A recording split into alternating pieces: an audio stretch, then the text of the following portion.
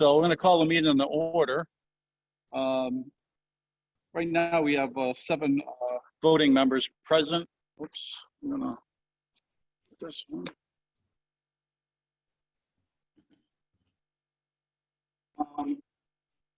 Someone just joined by telephone, 7134 phone number. Who's that? Is that a member? Oh, there's Stacy. Maybe not.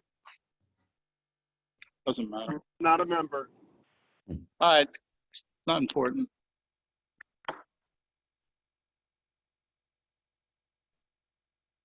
Having a problem with the volume here.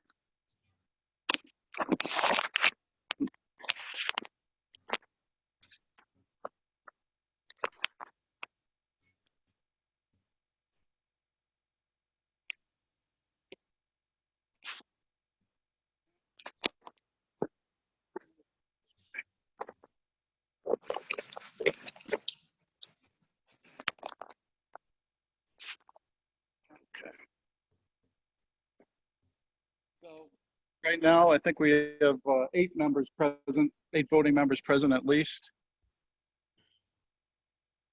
I'm having a little trouble with the sound, so if you try to speak up on the Zoom meeting, please try to speak up so I can pick you up.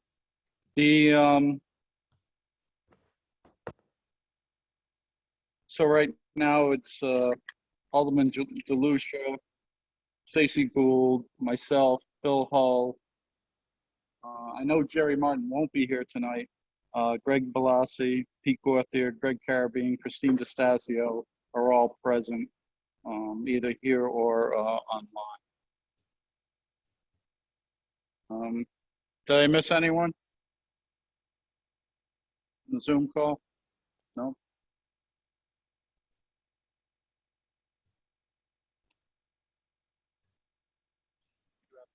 Your members here.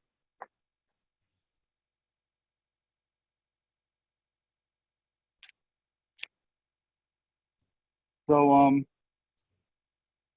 first order of business after that then will be approval of the minutes of previous meetings. Yeah, we asked about that. You can sit down. Sure.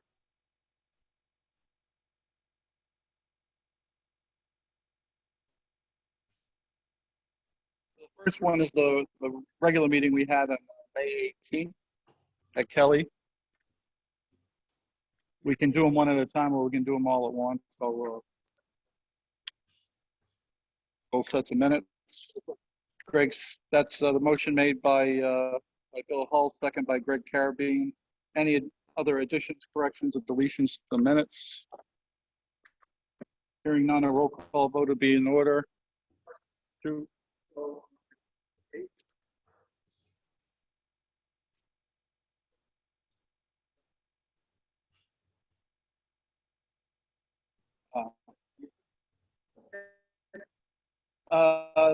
I don't know if we did it. It probably should be there. I think we did it. In fact, I should have made an announcement at the beginning of this meeting. So, and I'm going to do that right now. So we'll just say that obviously, as you know, the meeting's being recorded. This is a virtual meeting, in addition to being in person. So it'll be posted on the city's website. So just so you know, all meetings under that format are supposed to be taken by roll call vote, so we have to do it that way. And Heather Romansky is here now. So thank you for bringing that up there. So I did, I'm reasonably sure I made that announcement on the 18th, so if we could add that at the beginning someplace. Anything else? All right, roll call vote, please. So let's go with around the room. How about Greg? Greg Carabine? Yep. Christine? Heather Romansky? It's on the minute. Get skip you. Okay, right, there you go. Greg Greg Galassi, Bill Hall, yes. Pete Gauthier, myself, yes. Joe DeLucia, Yes. Stacy Gould. Yes. Are there any other voting members that I'm missing? Hearing none, the minutes are passed unanimously. So, next part is ERA. Guys, you got the floor. Thank you. Good evening, everyone, and I'm going to do this. And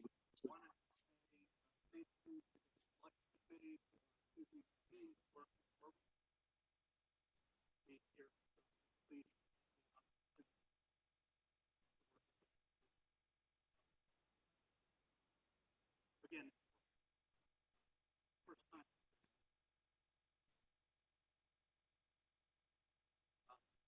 For our we went introduction, this put faces and names together. Well, I'm Mark Betancourt. I'm currently President Pro Tem of the Norwich City Council, and I am Chairman of the committee.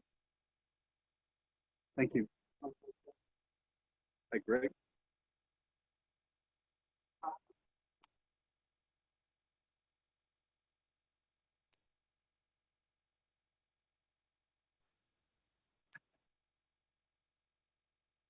I have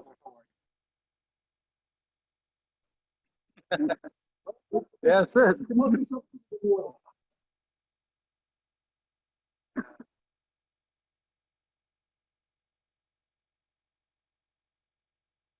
excellent. Welcome, Bill Hall. Bill. Hi, Peter.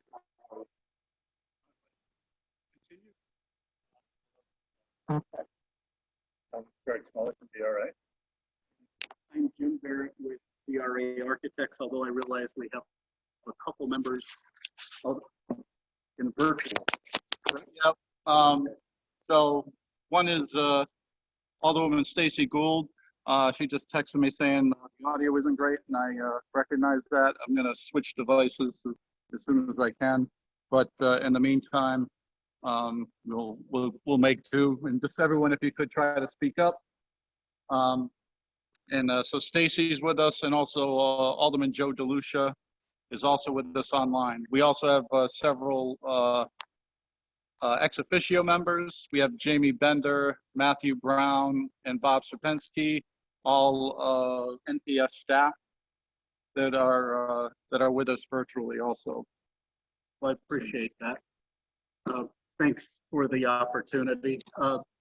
Through our presentation, we identified this quote. Trying to get it closer. Okay. That doesn't feel uncomfortable at all.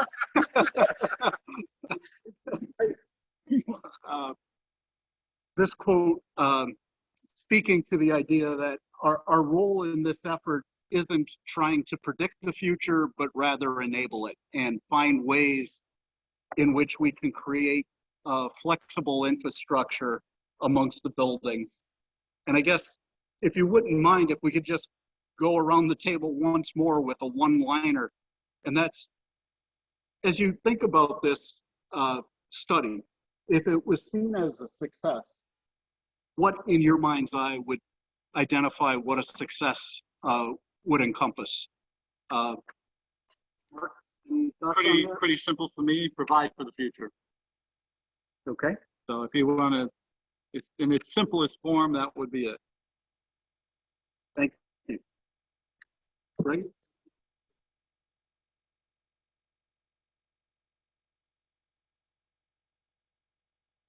you. And this is Heather? Yeah, sorry. Okay. That was so for me, I'd like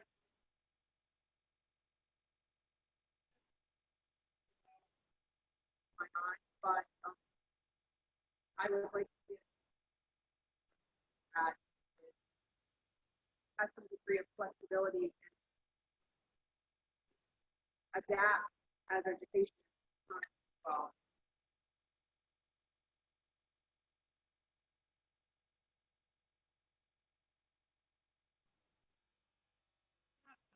I was over 70 when the open concept classroom with all the ratings. Sure. And I've been to that. stop. It's hard to get out of that. So I would like to not. Sure. Okay. Kristen, thank you. Um, 5 of every case. That's the first facility.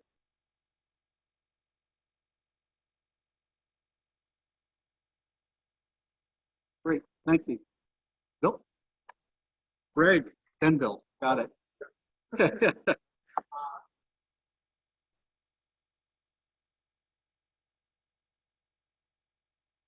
I like adaptive.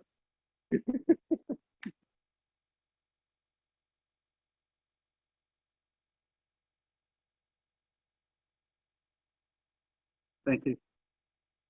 Bill?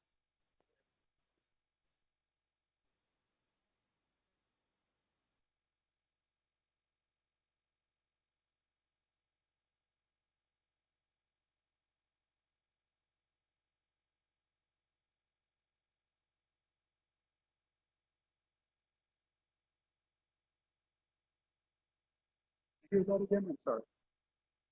Yep. Okay. So The community at large is comfortable. with what we're doing.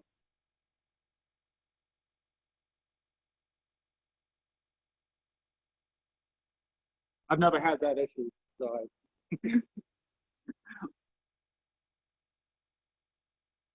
Okay. Well, we appreciate that.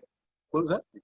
2 online. I don't know if it's possible to ask that question of the 2 folks online. yeah. or- Joe, do you have something to add? Yeah, one sentence. I Yeah. would say to create the learning spaces that will make families want to raise their children here.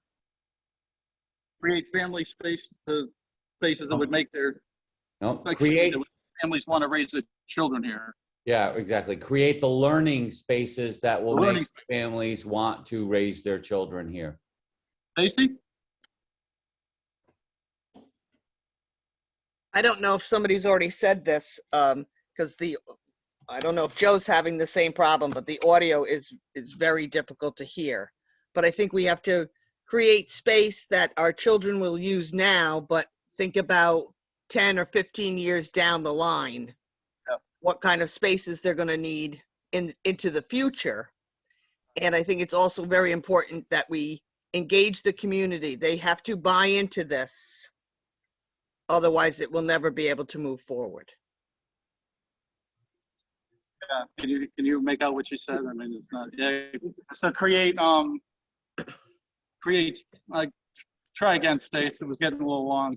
Create spaces that will that'll work not only now but 10 to 15 years in the future. Correct. Correct. Okay. And that we have to engage the community We to have to buy engage into the this. There you go. And get buy-in and whatever. Although that Right. was a bad time. Because otherwise this will, this will never come to fruition if the community doesn't buy in. In other words, it'll never come to fruition if the community doesn't buy in. Absolutely. So, All right, great. Well, we appreciate that because it is always interesting when we ask those kinds of questions of groups of people that are volunteering like this, and it's interesting to hear the different vantage points and the different areas of concern that come to the table. So it just helps us think about it, and yes, as we compare notes, we will come up with 3 different interpretations of probably each of these. So we'll work on that internally. It's about 6:45, and we feel that probably in about 45 minutes, we can conclude with the information that we're looking for this evening from you. It's predominantly around the first portions of our work here in this study, and it's predominantly focused on issues about how do we access the information, how do we access the sites, and who are the contacts for us. And if in fact we don't have those answers, that's fine. We'll work on them. Started. We have the 14 buildings things. We shared this image, although it didn't read as well in the room that evening. And it's a good mix of different types of spaces. And we have district space. We have early childhood, elementary, middle, and specialty programming as a final area.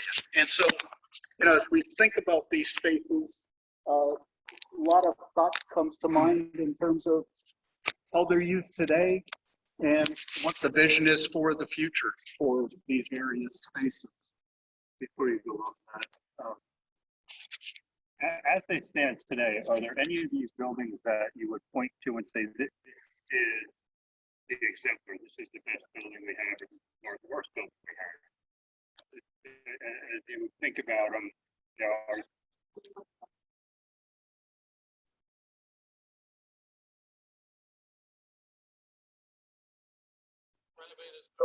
Yep. so if you were to say to somebody that's current benchmark, that would be, Exactly. no, I don't mean benchmark by what you want to be, but if we were to say to the public, tour this building and get an idea of what, like, this is the best building you have right now. Okay. Because, yeah, what we're looking for is a way to do what everyone's saying is to get the public engaged. So to show them what you think is your best building is.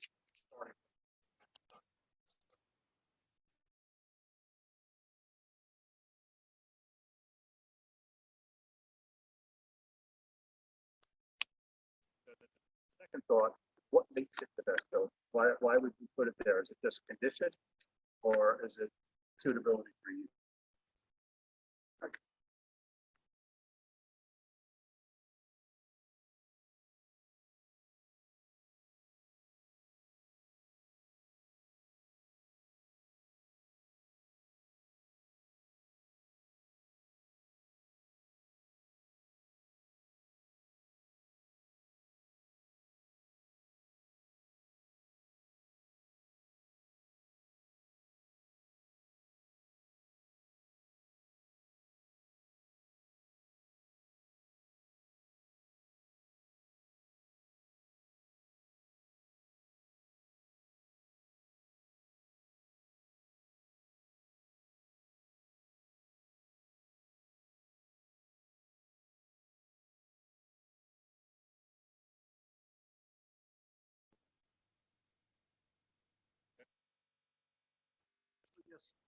Thinking along those same lines, if we identify the exemplar within the community, which of the buildings I identify as most problematic or ones that are identified as those that really need a look?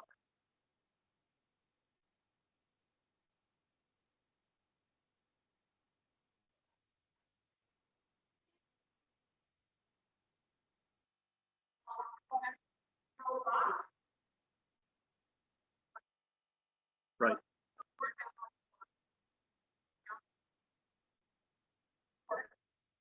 All that equipment problem.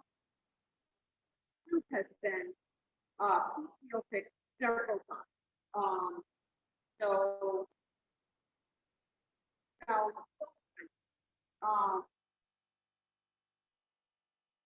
So you touch on an interesting point. A lot of your community members see these buildings, probably haven't been in them in many, many years.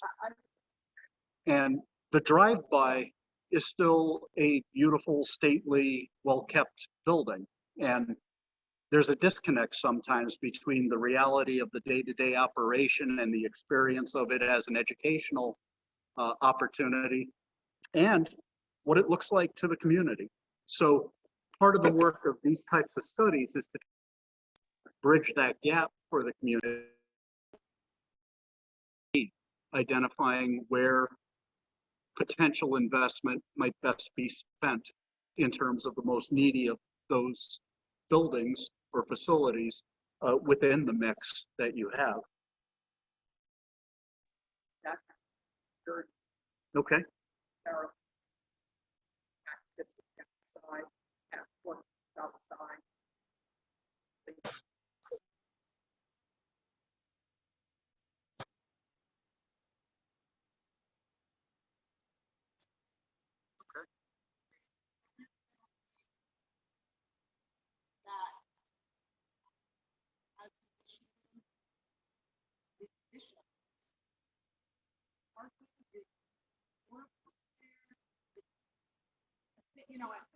drop-off time.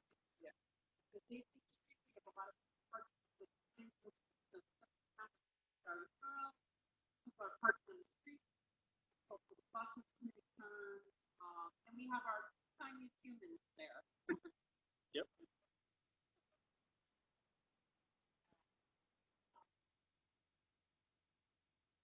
You anticipated my next question, because the next question was operationally, which one's the most challenging? Okay. You went right there.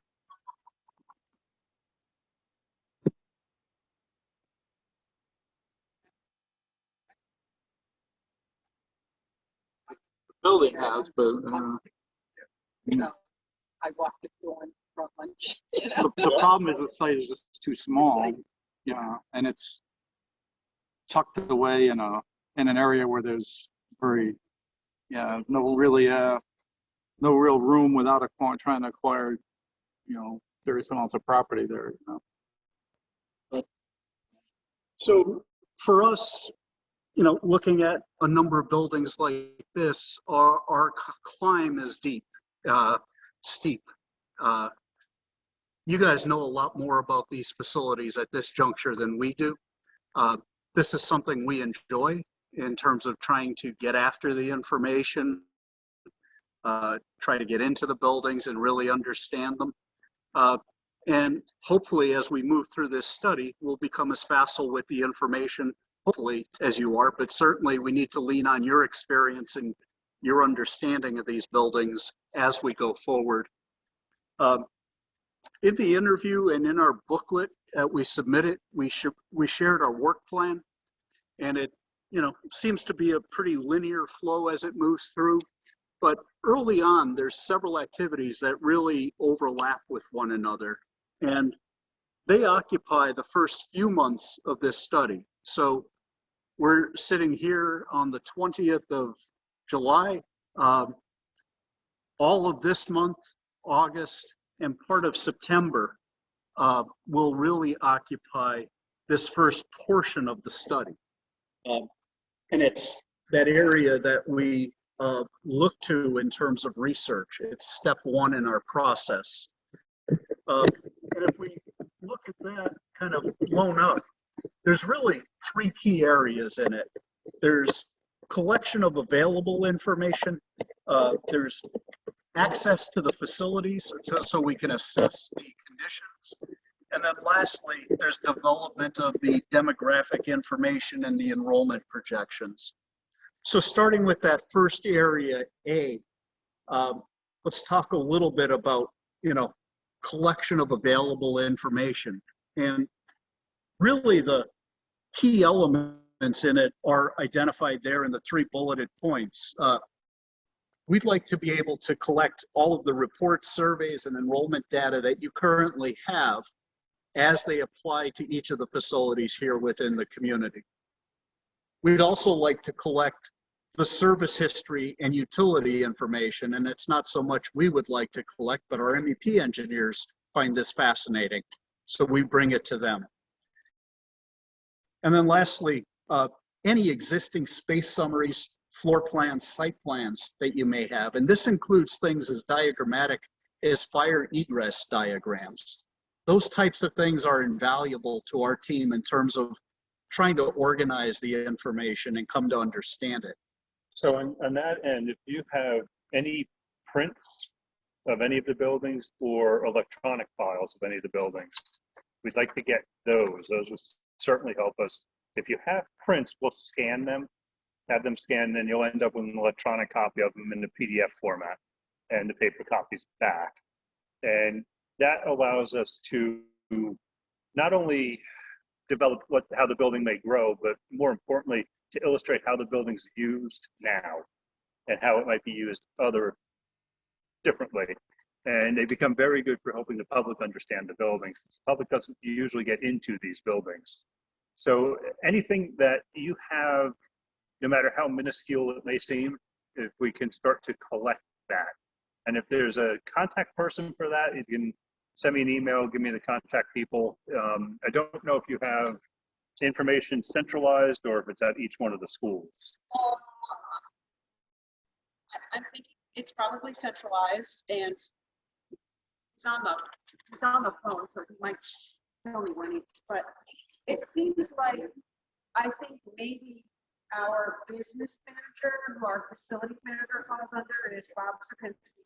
It's great. He might be the place, like, he might be your point person, because we might get some of those things from different people, and he'll know who the people are. Like Matt Brown is our facilities manager. And Matt's on Probably the phone too. He's here Matt's on too. the phone too. Yeah. And Bob, you know, We're on the, Bob and Matt come on. work together very closely, so, Bob, would you like to chime in here? Yeah, I can do that. I do have some documentation in my office that I've come across, and I've shared that with Matt. And I know Matt most likely does have more within his office area.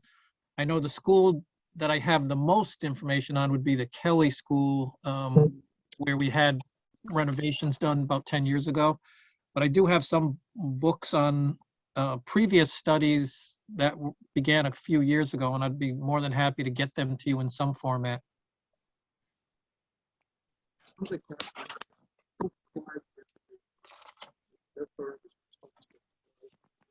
Hi, this is Matt. I do have. Hang on a second.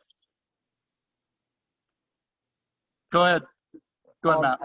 I do have all the plans for the buildings in my office.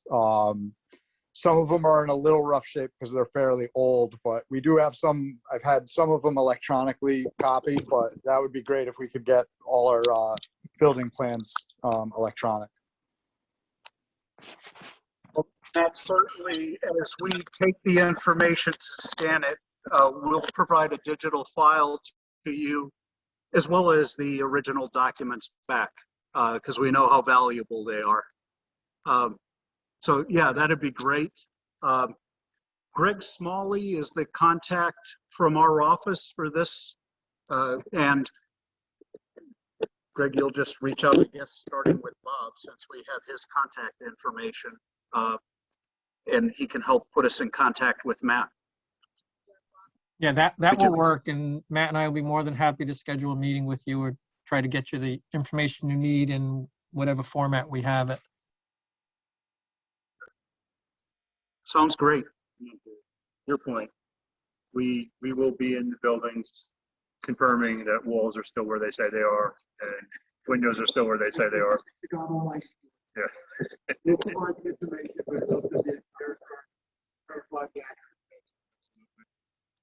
So part of our activity when we're within the buildings is photo documentation of the space. And again, when we talk about community outreach and being able to share the story of the condition of these buildings, that photo documentation is also very valuable because as we work, and particularly in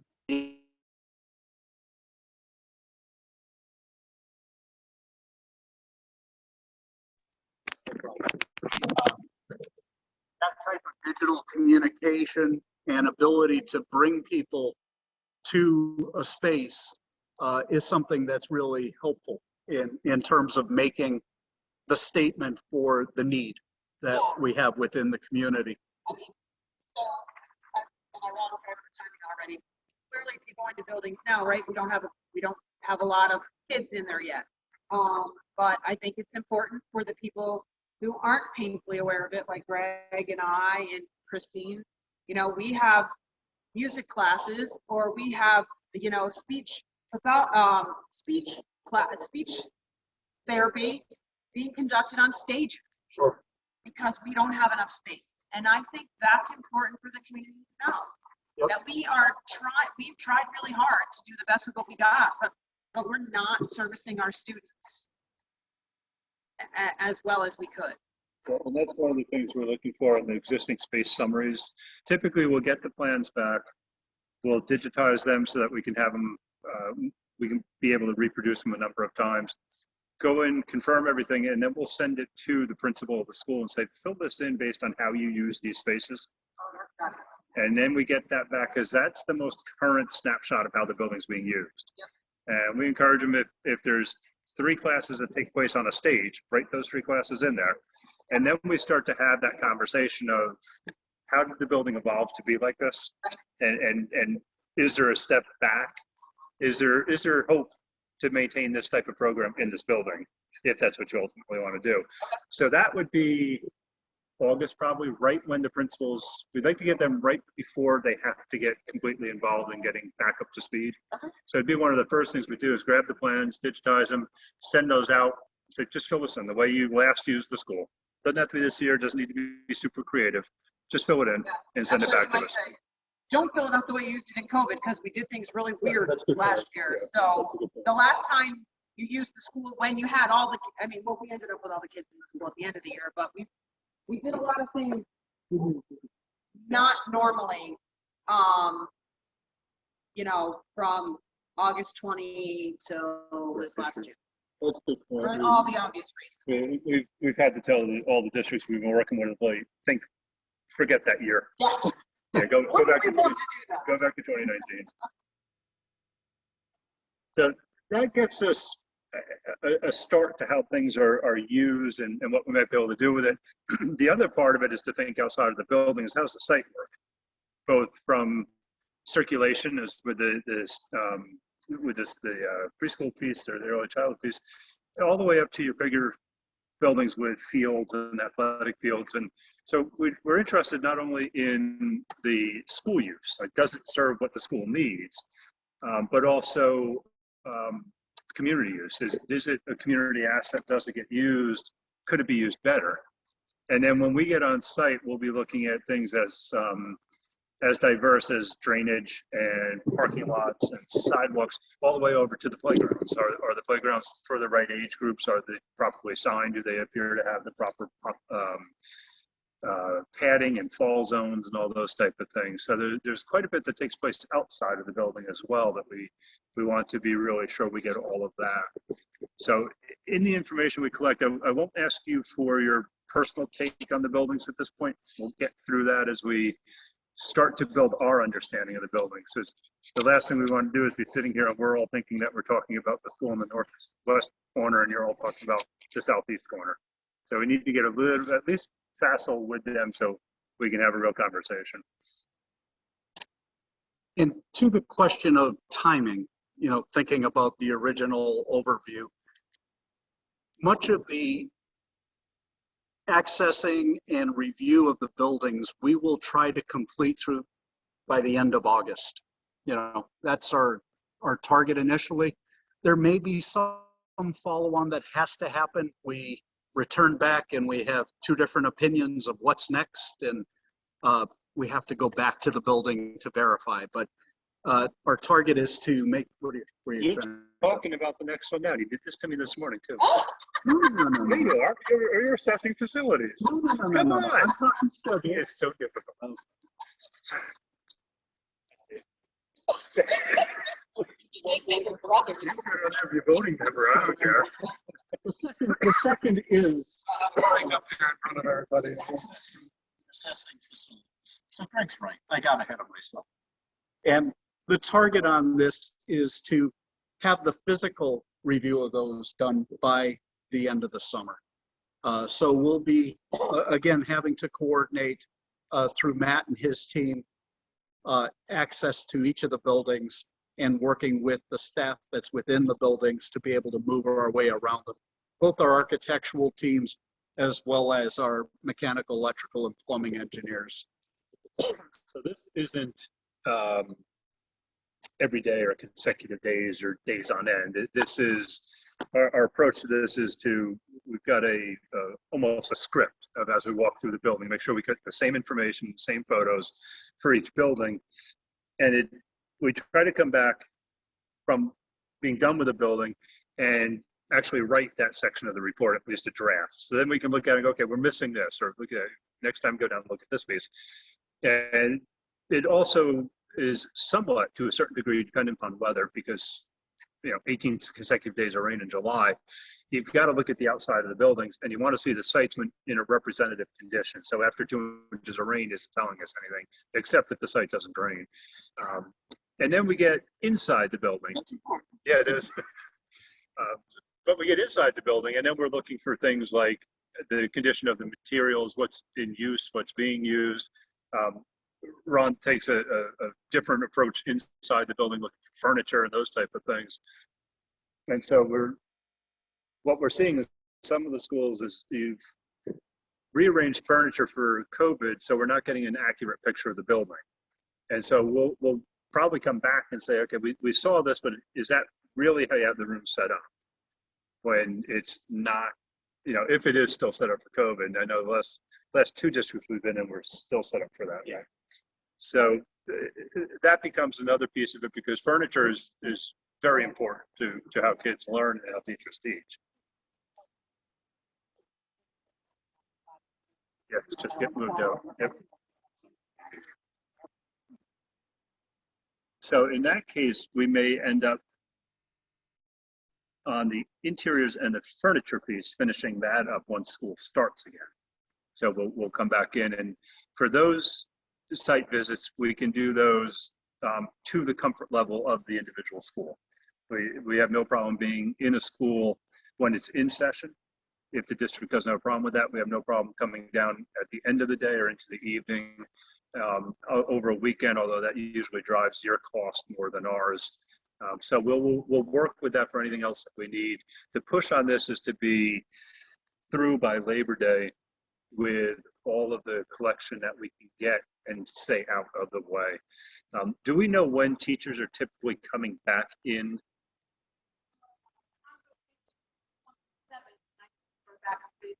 Before that, the day before that.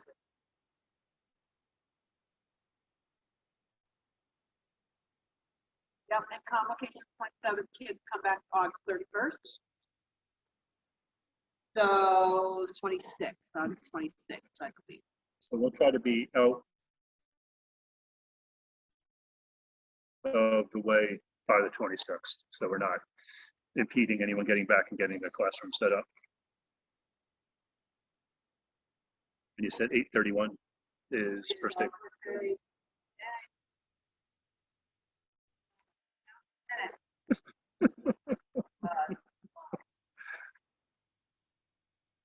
Okay. So on this one, in terms of contact, it probably parallels the first in terms of this is another need for access, this time to physical property. So I'm assuming our contacts will be the same in this effort. Bob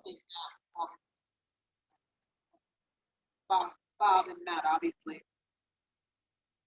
Work with most probably with Matt. We don't need, from our point of view, we don't need a chaperone to be accompanied as long as we can get into all the places we need to get into. If the district has a policy that no one who they don't know is allowed in the building without somebody, then we do it that way. So we do have some summer programs going on right now in some of the buildings, not in every building. I would think if there are students in the building, you might have to be escorted.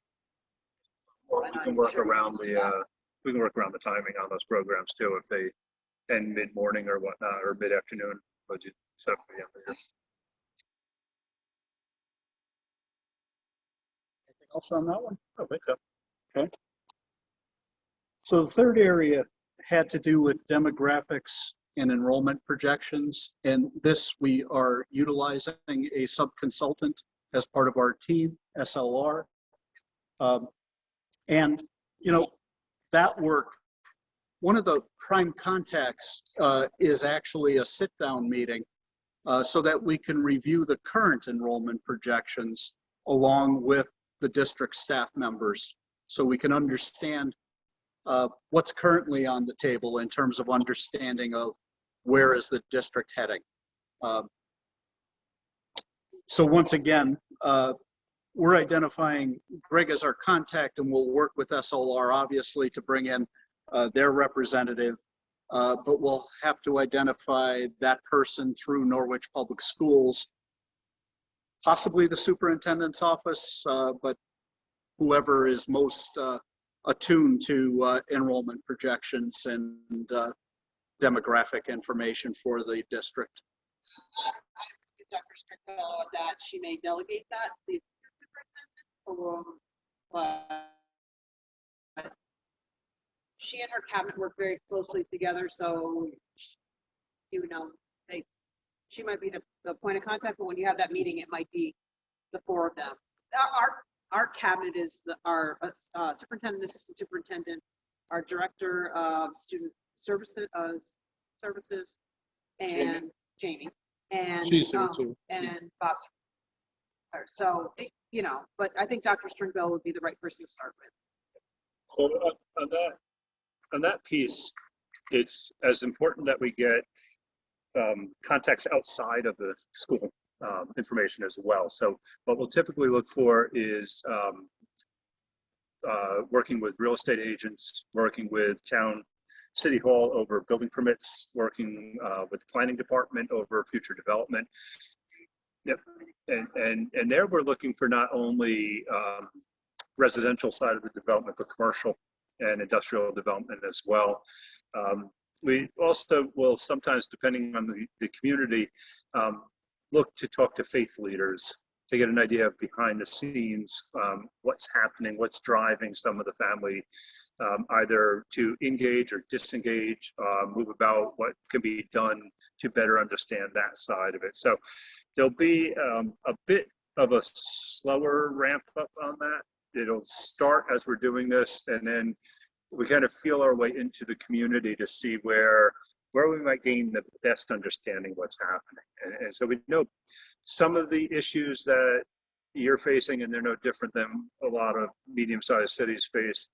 And it really takes some time and some crafting to get into the nooks and crannies of that. So we'll start at the school side, and as soon as I get I have a meeting Thursday with SLR to get them set up, and then we'll start to get some data gathered on that side too. And the last piece is really a look ahead, thinking about the next meeting of this group. We're assuming as we look into, I actually pushed it out a month additional. I want to be in August. I do not want to be in September for this. But thinking about our next meeting and the topic centers that we look to consider. So certainly, as we begin getting our feet on the ground and an understanding of some of that collection of information, we can report back where we stand in the process, what we've observed to date. If we have any difficulties in terms of getting to information, or if there's something that just seems to be missing, we'll share that with you. I'd suggest that if we could do that and think about it for right after Labor Day. So that gets us out of the hassle of everybody getting back into school and getting re-engaged. It gives us enough time to gather everything up, sort through it, and see where we have potential holes and whatnot. And then following, part of the outcome of that meeting would be to start to think of the first public engagement meeting. So we'd like to have enough information to have a good in-depth discussion about what we've learned to date. So you think it's September then?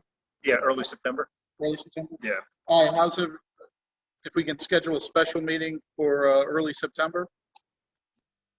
We'll forego the August one, I guess, because we really won't have anything on the table for that. That makes sense? So Labor Day is September 6th. Mhm. September 14th, So 7th would be city council, September 14th, Board of Ed. Board of Ed. The next regular. 21 would be the regular Yes. meeting. Yes. I don't know. That might, yeah, that, you know what, the regular meeting might be the best shot, to be honest with you. If you're pushing it back, you know, we'd only gain a week or so, probably, the way it looks. So, That would be, I think, fine with us. We can talk amongst ourselves. We communicate with you and say, here's where we're at. well, there's no problem with us, you know, forwarding information to the group. That's not an issue. It's just if we have start having a back and forth on it, then we run into the FOIA issues and stuff. So if there's a report to be made ahead of time, you know, and that's been reduced to writing, then certainly we can send that out to the committee as a whole, you know. We did that as an update, and then along with that update, if there's anything that the committee needs to have in mind before the September meeting. We just send that, I usually refer to it as me just giving homework to the committee. Like, be ready to talk about this. Very apt, no?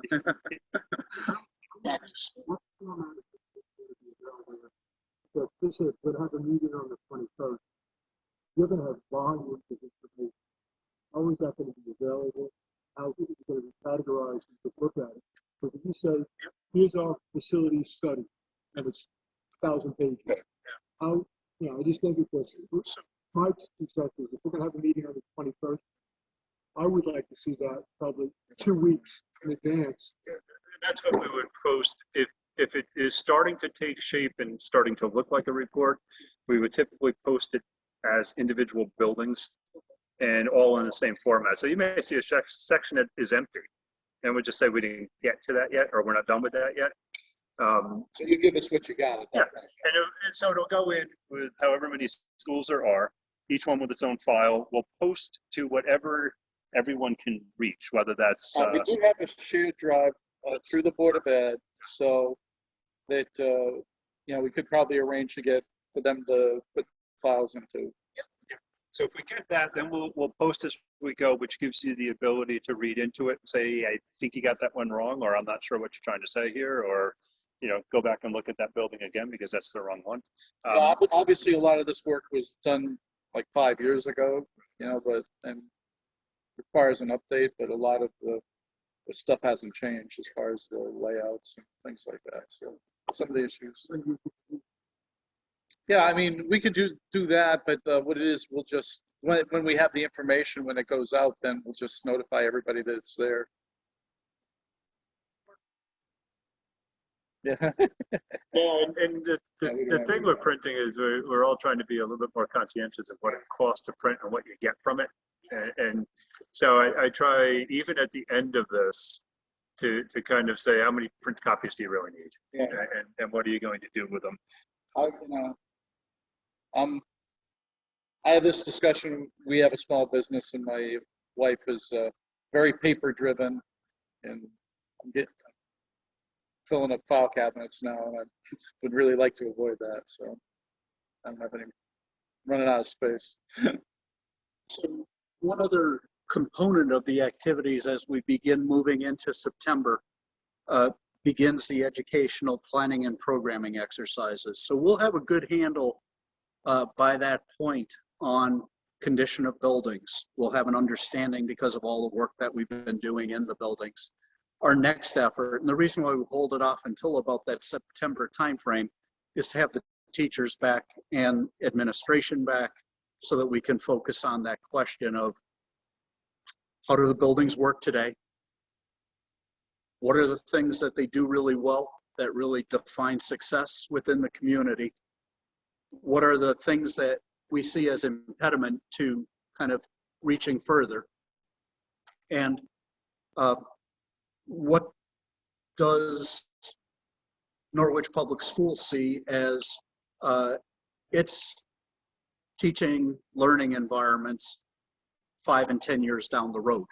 So that work will begin just as a look ahead sometime early September as we fit it into the mix of things. And as Greg said, it's all trying to lead towards the idea of we want to establish a first public meeting pretty early in the fall, so that we can let people know, there's work being done.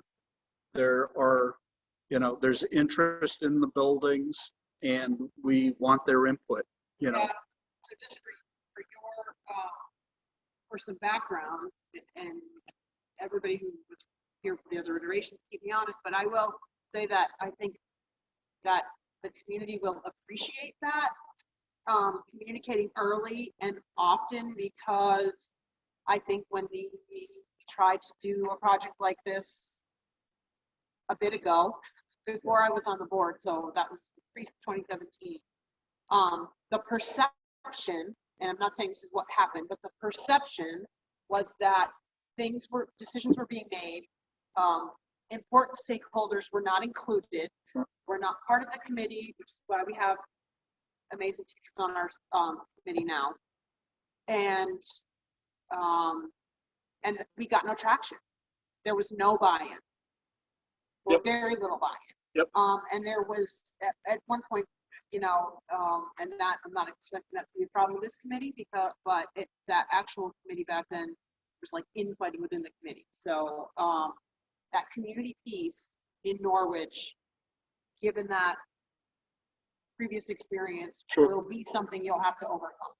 Well, look, I do know that in a lot of communities where we begin this work, it's often a challenge to convince them that we can be out in front of people before having answers. And, we always say it's the best time to be in front of a crowd of people because you can honestly shrug your shoulders, say, that's a great question, and we'll get back to you on it. Now, the challenge and what we really have to do from a work standpoint is show up at the next meeting with some response to what you've heard. So that's the work that has to be put in. But that first meeting is really about listening. It's really our opportunity to hear from the community, thinking as broadly as possible. What do you see as main concerns relative to Norwich Public Schools? And specifically these 14 buildings that have been identified as part of this study. As we go forward in the workshops, first one focuses on listening. Second one focuses on options and alternatives. So we start just brainstorming. No idea is a bad idea. Let's put it on paper and see if it works. And it's zero cost to be able to do that because it's paperwork and it's letting people explore it. The real value in that is having things exercised to the point that if you're tapped on the shoulder in the local market and somebody said, hey, we saw the 6 options or these thoughts, have you thought about this? Having you facile enough to be able to respond. We've looked at something close to that. It's our option X. We thought it was a great idea, but here are the 4 reasons why it doesn't work for Norwich. And here's where we're taking it now. That's where we need to be in terms of conversation and being facile with the information that comes to the table. That second workshop focusing on options, we're not trying to point anybody at any as a recommendation at that point. It's just simply, let's look at a broad range. We do come to a final presentation in front of the public, and it is before the final conclusions of the document are put in place. The opportunity there is to say, of these options, and as we've continued to study and think about it collectively, here are the 2 or 3 that really seem to be stepping forward as an opportunity for Norwich to get the greatest value out of this effort. And so that's an opportunity to, once again, put it in front of the community and see, of those several options, do any of them rise to the top as the community engages with them? And that's just really good, solid information that will help us, as we think about driving this to a final conclusion. So to get that to work, the September meeting takes probably the most commitment from both sides of this table, because we typically will start with kind of a walk around, just meet and greet, talk and whatnot. And the meeting can also be hybrid. There can be people participating from home, and we can do the interaction and the engagement electronically as well. We'll basically break it down into areas of interest that have been identified for the community as a whole, and then put an expert there to kind of present an overview and then engage with people. And one aspect of that is the school department, because one of the pieces is going to be, it could be social and emotional health. What's the district doing for that? Curriculum, what's the district doing for that? And that's where the district with one of us needs to be ready to engage. And it could be a principal, it could be someone from the cabinet, it could be a teacher or a group of teachers, but it's someone that group then says to the community, this is a collaborative effort that the district is helping to move forward. We also look for the Board of Aldermen to be there to talk about maybe the potential financial impact, or how would we do this from the land ownership point of view. Whatever those items are that we identify, try to share equally in that level of engagement, that first piece. So it's something you would have to talk to somebody about inventory and stuff. Yes. Yeah, so there's it's why we try to get through to this first reporting back before we start to set up that meeting, so that we can come in and really put it all on the table and say, this is what we learned so far, this is what we saw. I know Public Works has some input on that, for instance, so they could be an asset. Yeah, it's always tough because, from a planning point of view, you never want to give up a school building because they're so difficult to get back. And you always want to keep them in an educational use for as long as you can, so you don't have to completely upgrade them to use them again. And so we're always looking for that opportunity to say, if you have more building than you need right now, what else could you do with it? And so that's where you get down into talking at the city level with this idea of what do you do? Or if you're the reverse, when I did Waterbury, they were growing and they had the same problem that you guys have. There was no land. So what do you do with these buildings that are on postage stamp lots that worked back when you walked home from school for lunch? And now you don't do that anymore. So what do you do with these buildings? And that becomes a really fun conversation for people because it's very eye-opening how much has changed. So September would be that's enough. That's plenty of time for us to get our act together, get some initial pieces posted back, and start to think out that first public engagement meeting. The trick with getting the level of engagement we need is enough advance notice that it's coming, but not so far in advance that people just forget about it. It can't just show up on your calendar and you go, oh, well, I got to eat dinner and go to a meeting. Not that you would ever say that, but. Pretty much, But it does take enough time, and also letting people know that if someone is more comfortable speaking in their native language, that we have a translator, we have interpreters, we have all that in play. Childcare is available. There will be coffee. There'll be whatever it is that we need to arrange. Need to have enough time to get that out to the public, because having it all and not having people show up doesn't get us anywhere. So people need to be comfortable that if they bring a youngin with them, there's someone who can take care of to provide some childcare or at least humor them enough to stay out from underfoot. Well, actually, we often are able to engage young students positively and get feedback from them that's pretty unvarnished. We've had circumstance where we're working on an elementary school building, and this was a true case where there was argument amongst the adults. Should the lockers be inside the elementary school classroom or outside in the corridor? And this debate was raging among the adults, and a student raised their hand and said, well, I have the answer to that, and then sat down. We said, no. Got him back up, share. And, on camera with a couple hundred adults in the room, this little boy explained that, in the winter when your boots are kind of having the snow melt off them and it dribbles across the classroom floor and you're walking around in stocking feet, it's a real bummer to get your feet wet like that. And it kind of clicked for everybody in the room, and that community decided we'll have them outside in the corridor and we'll avoid that, because the space in the classroom was just so precious. They weren't huge classrooms in this district. But it's that type of thing where you never know where the best ideas come from. So, we want to have availability for parents to bring young students with them because we want families to come and we want to make it relatively easy on them. We'll have an agenda preset. We'll let people know that we'll have you out of there in an hour and a half, which, as I'm looking at the clock, I just told you 45 minutes and I'm about a minute beyond that. So I'm about ready to close this down, but that's the type of thing that we'll get into and prepare for as we get into our next meeting. So.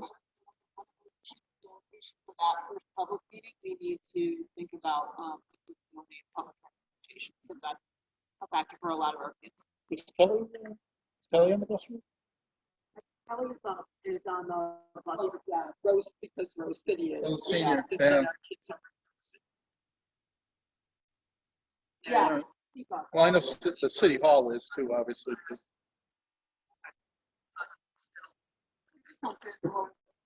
If we move it around later or whatever, I imagine we might do different locations or whatever. So, yeah, to go along. So obviously, this day and age, I mean, you know, we'll have some opportunities to do things a little differently. So I look forward to that at least. So it should be an interesting go. Although I want it to work better than what I did today. So we'll make sure yeah, kind of do sometimes, but not, I have better equipment at work. So anyway, but I think I got the sound issue with the phone anyway. So okay, do you have anything else to add then at this point? So I think, so we do have a couple other items as far as business. So I think you pretty much covered the item 4, which is a discussion of steps going forward and action. So, which was, and I think we're all on the same page there. And so the only thing really left is the meeting schedule adjustments, and all we need to do if we're having the regular meeting in September then would be to cancel the August meeting. So I would look for a motion from somebody to cancel the August meeting. By Heather Romansky, a second, please. Bill Hull is the second. Any discussion on that issue? All right, hearing none, we'll start with Bill Hull for the vote. Greg Velocity. Peter. Christine. Yes. Greg. Yes. Mark Betancourt, yes. Joe DeLucia. Yes. Stacy Gould. Yes, If I missed any other voting members? Hearing none, I think, so August's meeting will be canceled. I will notify the city clerk's office of that cancellation, and a motion to adjourn will be in order. By Peter Gauthier. Oh, no motion? Oh, question, go ahead, good. Go ahead, you can ask a question.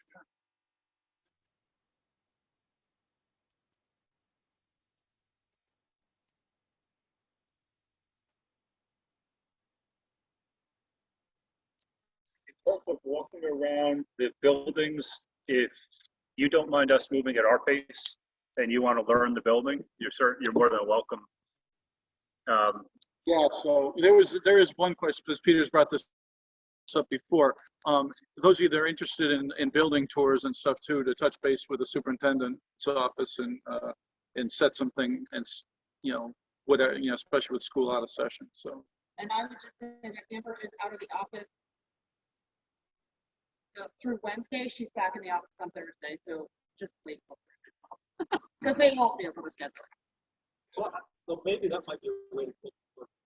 Yeah. Yeah, we tend to be fairly focused, yeah, and just trying to move through and learn the buildings, but right. Yep, certainly. In my case, I mean, obviously I was in prior iteration, the whole 9 yards. So so I had the opportunity to tour several of the school buildings, ones that I was particularly concerned about, at least. So and certainly I think there's a huge benefit to that. So I certainly encourage anybody sitting here to do that, because it's one thing to see it, get a report or whatever, but then to see it firsthand, like, the conditions, say at Huntington, as far as the space and storage and stuff like that, never mind parking issues and other issues like that, so Bishop, same kind of thing, goes without saying, although the building condition, might be better, the logistics of that site are god awful. So those kind of things. So certainly it gives you an opportunity to see these firsthand, and I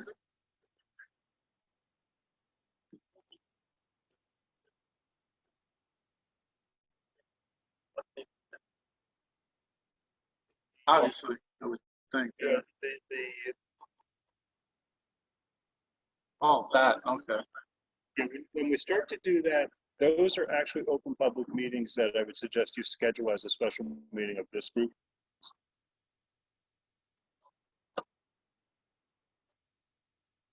When we get into programming and whatnot, we'll start to do that. But when we get into September, we'll start in with that. Yeah, but for the summer, it's more collecting data, getting to know the buildings just as buildings.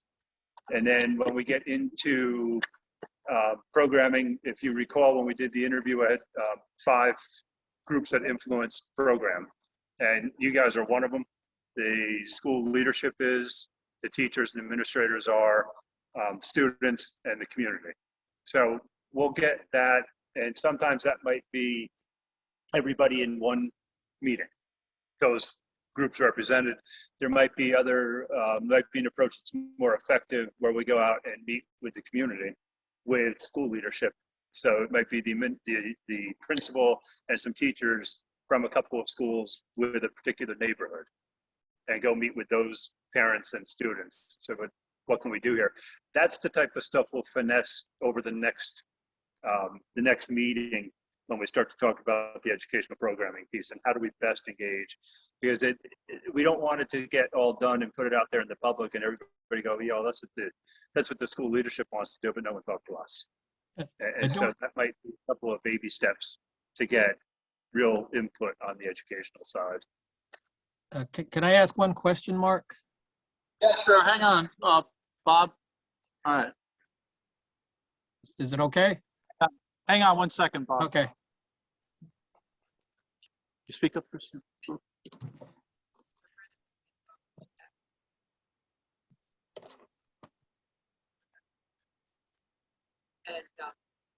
they either take, they either went in, I mean, I want to help whether you take it as obviously. And ask people, how do you utilize your space, even the secretaries and everything. And it makes everybody so much more vested, that, you know, because they know what works. They know what works. Bob has a question. Bob Sapensky, go ahead. Yes, independent of this building committee, what the school district was planning on doing at the start of school was establishing a playground committee to do an assessment of our outdoor playgrounds and exercise areas for all of our schools. Should we continue with that process? Have it in this scope. I quite couldn't hear that. He said they have it in this scope. Okay, so we should not do that then. Yeah, it sounds like it might be a redundant effort. Okay, I will pass that on. Thanks for asking the question, Bob. All right, are there any other questions or concerns anyone wants to bring up before we close? All right, then a motion to adjourn. Oh, okay, Peter. Yep.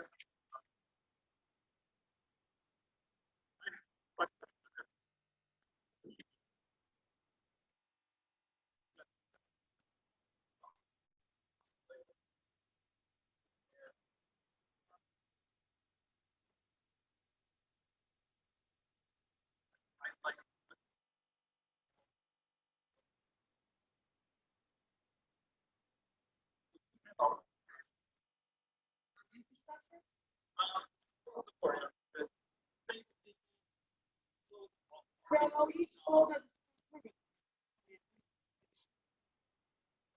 some of that stuff in it, but not all of it. And then overall.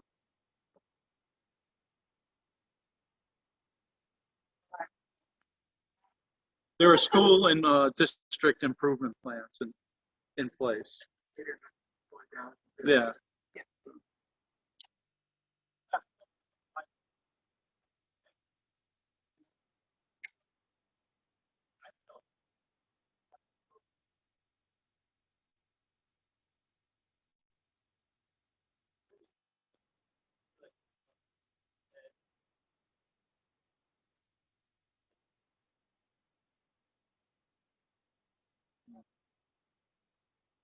Yes. Not the system structure, but I'll call it a bishop school to think of something. the previous work done was based on facilities. So that, I mean, that information's out there, obviously. So, but you're asking, I think, a much broader question. So, you know, it's, yeah. Every year we would take a step back. So Yeah, no, I think that's what they're talking about, the school improvement and, well, when we talk about, you know, you talk about opportunities for improvement all the time. That's the, you know, and that's just the buzzword. Okay, what's screwed up, you know? So without saying that, you know, so without pointing fingers, and that's the idea. Because when you start pointing fingers, that tends to be, you know, counterproductive in my business. So yeah. I just.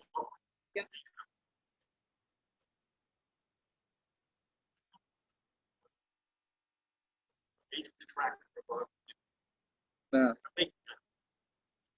I will say that at least one particular principle with an open floor plan raises it. Yeah, so my question is, do we globally have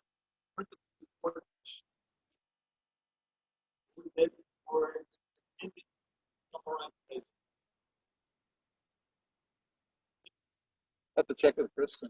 Well, I mean, the superintendent creates a report every month, but it's not. I mean, I know you don't like the term, the terminology is not there, but I think all that really does fall under the district's strategic plan for the district and and that's what we're talking about. That I'm going to be with most of the board and the cabinet tomorrow, so I will put that on my. You may want to look at it. And I've never seen a district do it really, really well. But instead of a strategic plan, if you looked at it like a SWOT analysis, the strengths, weaknesses, opportunities, and threats. And threat doesn't need to be nefarious. It could just be, yeah, it can be, absolutely. But it can be as simple as, if we don't fix this, it's going to hinder my delivery of the curriculum. And it could be as nefarious as someone can just walk into this building because they've done it 12 times this year. So if you use that approach to it, it has a tendency to get people to think much more broadly. And so if you could get, and I would love to see a district do this, because I've yet to walk in where someone does this very objectively, to just get the administrative team in each one of those schools at the end of the year, look back over the year and say what was strong, what was weak, what was an opportunity that we did not take, and what's a threat that we need to address. And then you would get something that someone's not trying to write it to a strategic plan of, hey, I have to solve it. There's a SWOT analysis, just put it on the table. And then you can get a team together and say, okay, look, here's a consistent strength, here's a consistent weakness. How do we address this? That would be fun to talk about. It's late August. Yeah. So, like I said, most of the board is meeting tomorrow for part of the day with the superintendent cabinet. So we'll bring it up there. Think about that. If you want to talk about it further, send me an email or give me a call or something. Yeah. Yeah, no, I mean, in my business, we do, that's, you know, we do that. So it's, I think in a lot of ways, people think that way.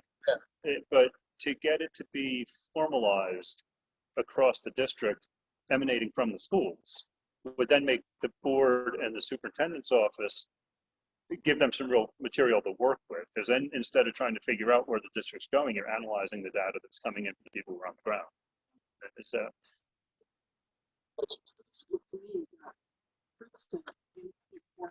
does cover much of that.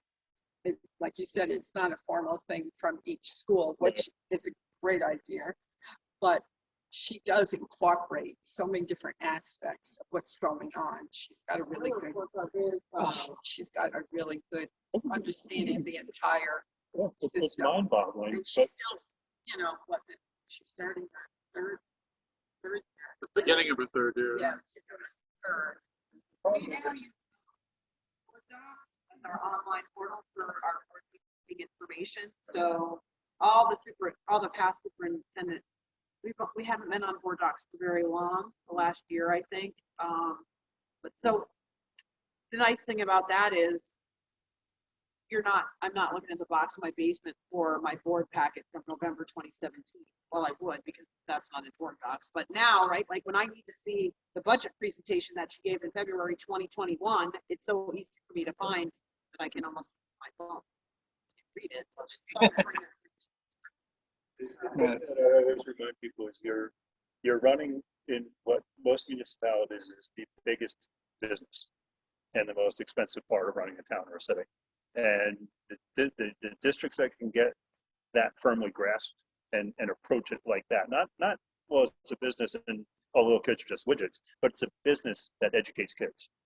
And when you get superintendents to think like that, boards that think like that, you find that you start to catch up on deferred maintenance, and you start to get ahead of, instead of being reactive now, you're being proactive on what you're doing, buildings. At the risk of sounding arrogant, I'm going to tell you that you are going to work with a superintendent and with a board who puts what is the best for children at the very forefront of everything you do. And I'm sure you hear that a lot, but it's one of the reasons that we hired her over the other candidates, because she spoke so much about the children and what was best for them.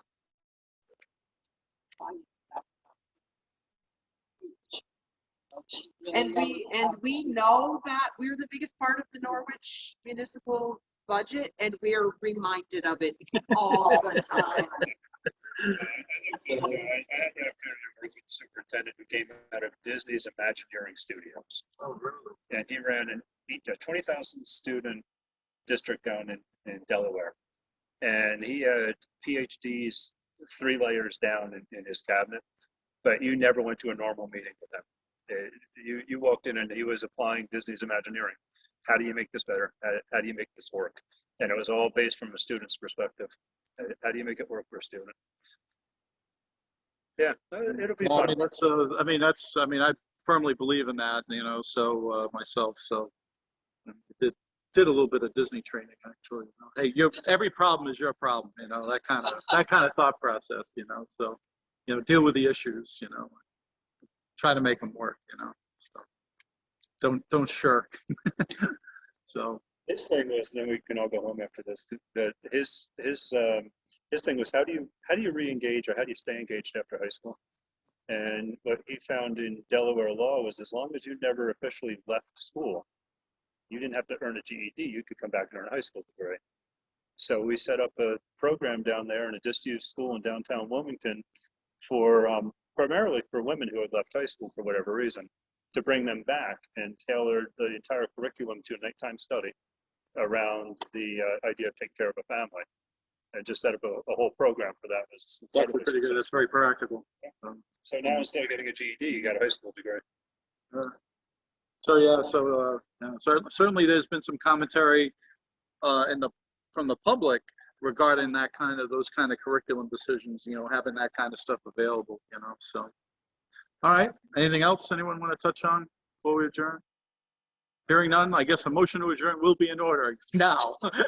Somebody wants to make it? Bill Hall, Heather Romansky. There is no debate. Heather, yes or no? Yes. Yes. Greg Stabby, Peter Gauthier, Christine. Yes. Bill Hall, Greg Pelosi. Say yes, Greg. Yes, sir. Joe DeLucia, Yes. Stacy Gould. Yes, I hope the audio improved. So. it got better. Okay, thank you.